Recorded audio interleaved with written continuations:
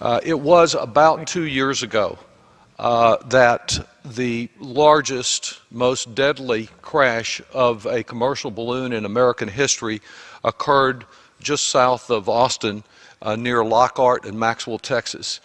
It was, in fact, and remains the largest aviation disaster of any type in this decade. And when that Saturday morning ended, this was all that was left, along with the bodies of the victims of this.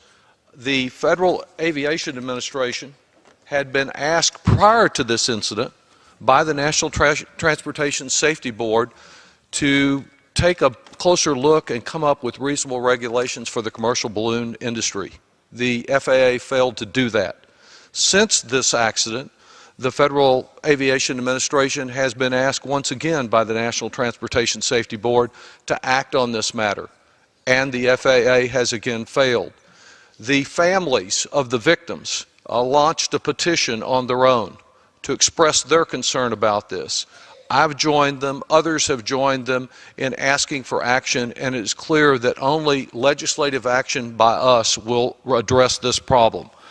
I am hopeful that with the passage of this amendment, which is narrow, which is bipartisan, and is directed only to assuring that individuals who are flying lifting off in these balloons are medically fit to do so.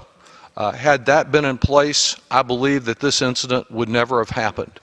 And so the grief, the horror that these families experienced, many of them want to channel it into seeing that no other family faces a similar crisis.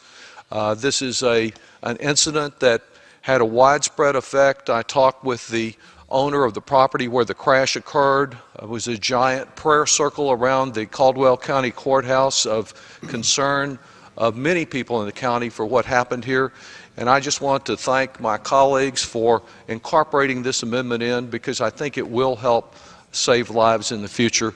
And with that, I would yield back.